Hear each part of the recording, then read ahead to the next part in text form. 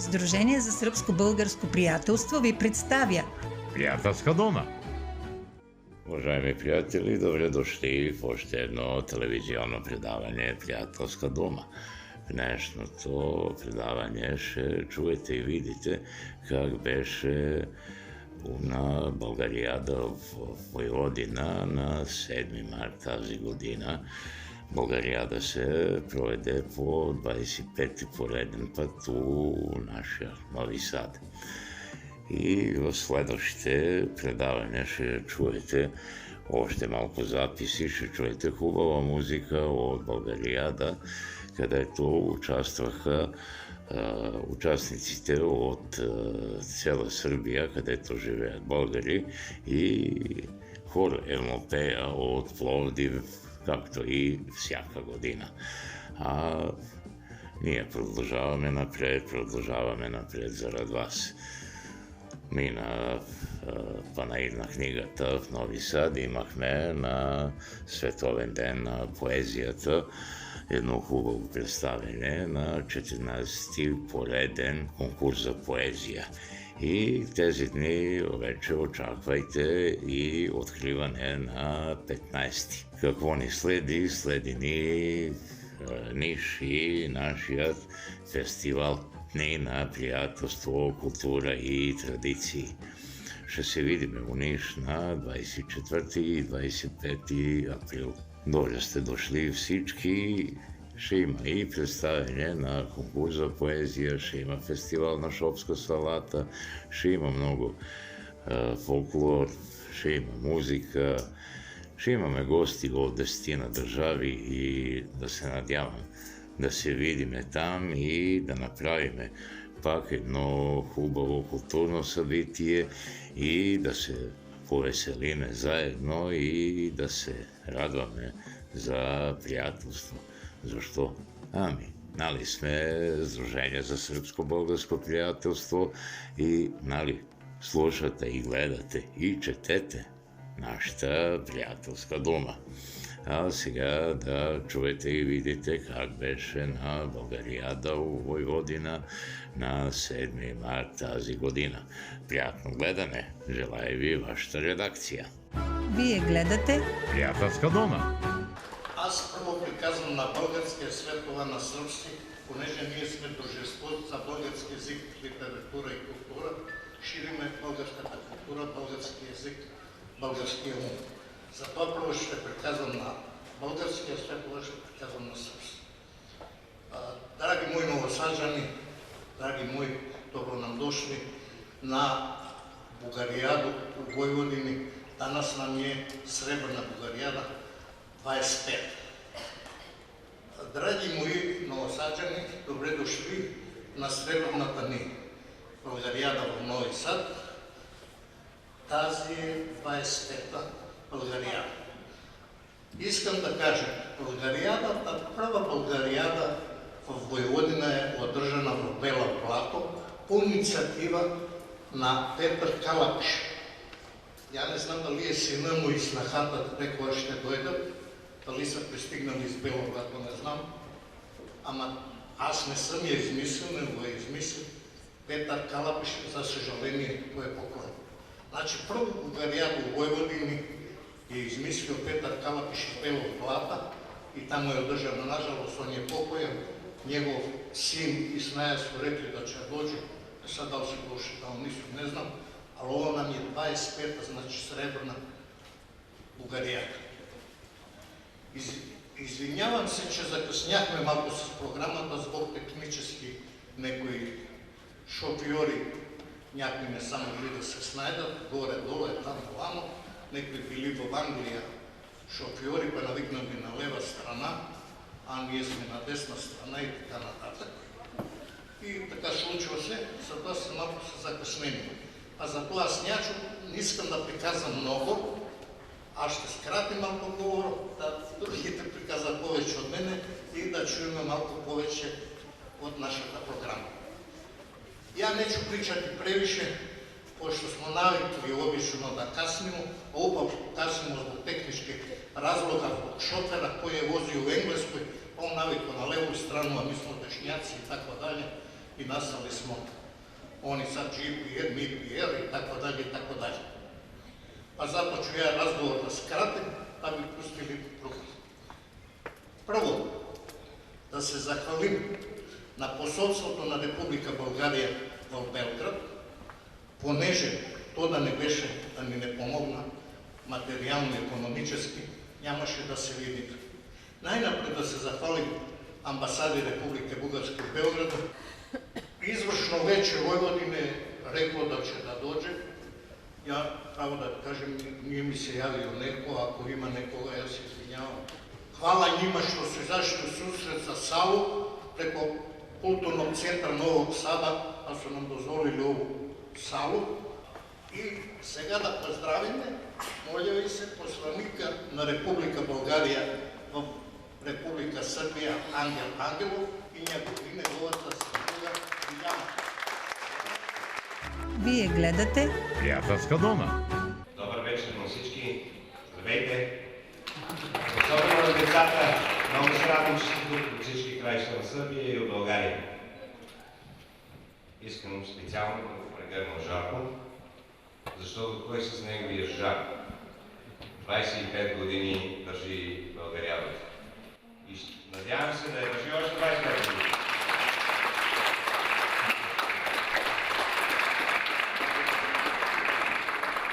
И тъй като ние се шегуваме, че това е Жарко, но има една малко някакси около него. Единият е тук зад завеста, другият там от залата. Ама трябва да има огънче. Трябва да има огънче, което да го пазиме и да го държиме. Той ни държи напред и ние го държиме него, както е казал Васил Левски. Много съм радостен, че съм тук. Аз идвам от Бяло поле, от Черна гора. Просто така се случи. И това е ми доста сериозно натоварване с движението, но ми беше много важно да съм днес с вас тук. Защото само опазването на българския език, култура и идентичност ни води напред. И както казах на 3 марта, тази година България става на 1345 години на Балканския полуостров.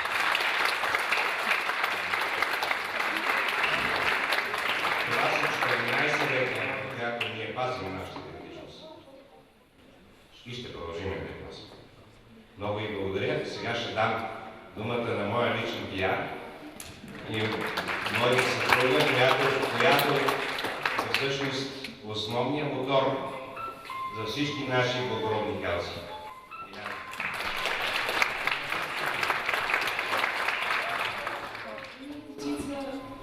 Искам да ви кажа само едно нещо. Независимо къде се намирате и къде ще ви отведе живота утре, в утрешния ден, след 10 или 20 години, запазете България в сърцето си, точно така, както ще покажете днес тази вечер при нас. Благодаря ви. Честита баба Марта! Това е най-големият празник над годишно. Бели и червени, румени, засмени и здрави. И на всички дами и момичета, честит 8 марта утре, да сте живи и здрави, защото без вас ние не можем. Благодаря на посланика на Република България в Белград, Ангел Ангелов, за хубавите желания, за баба Марта, тук ни и за всичко. И за празника наш и така. Вие гледате Приятелска зона. Благодаря на Теле, добър вечер на всички и добре дошли у нашия Нови Сад. Много поздрави от Сдружение за сръбско-българско приятелство от Нови Сад и разбира се от радио телевизия Войводина. Вече сме у 5-та година, както се излъчва телевизионно предаване на български език и 9-та година, както се излъчва радиоемисия и при нас. Всичко се казва и радиоемисия, и телевизионно предаване, и двуезично списание, приятелска дума. Защо? Сега това ще трябва да сме приятели и да имаме приятелски думи. Благодаря ви още веднъж и приготвяйте се за интервюта.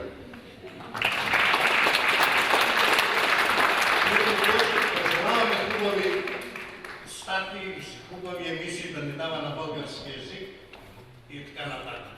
Благодарен господине Бајчев. А сега, ако може, водителя на програмата да излезне и да почнем с програмата. Вие гледате Приятелска дона.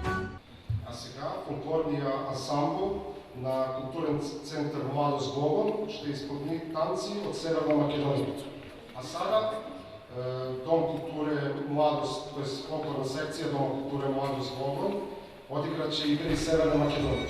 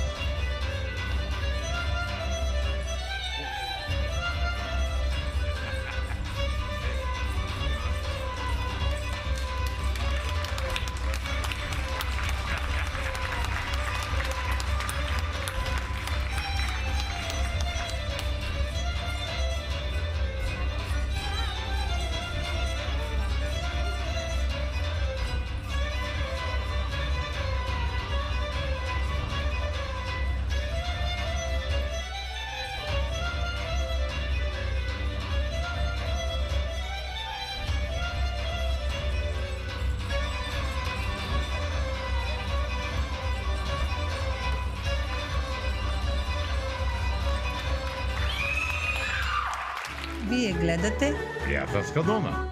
Dobroveče svima. Želim da čestitam Bugarijadi, eto, na 25. godišnjici, što toliko traje ovaj jedan divan festival koji okuplja sve Bugare u Srbiji, pa eto i gosti iz Bugarske. Naravno, pored toga, hteo bih da pozdravim ambasadora Republike Bugarske i celu delegaciju, što uvek dođe da podržava ovakve manifestacije. Inače, ja sam već bio učesnik Bugarijade, to bilo još 2017. ali eto, drago mi je bilo da se ponovo vratim, s obzirom da sam familijarno ja iz Ivanova, pa onda eto i mi Ivanočani uvek volimo ovde da dođemo da nastupimo. A sada idemo dve bugarske pesme, počet ćemo od jedne, kako su mi rekli Bugari, to je pesma za sve Bugare koji žive van svoje otadžbine.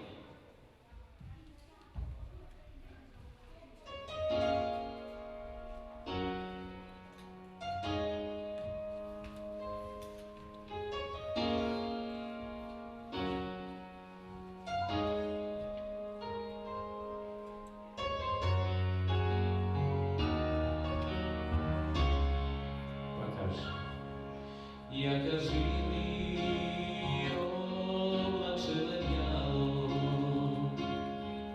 odne ideš gde si mi letjalo, ne vidjali maštini mi gori i ne čuli majka da govori, ne vidjali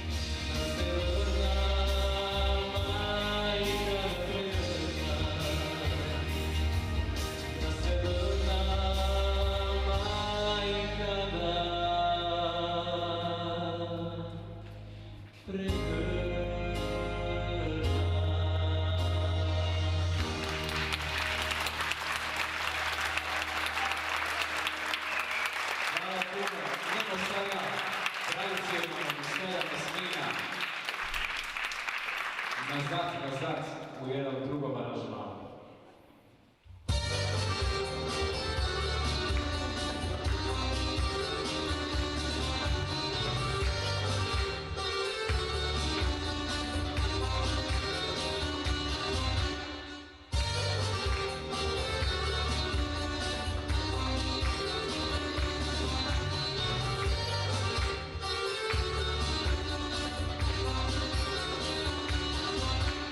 Nazad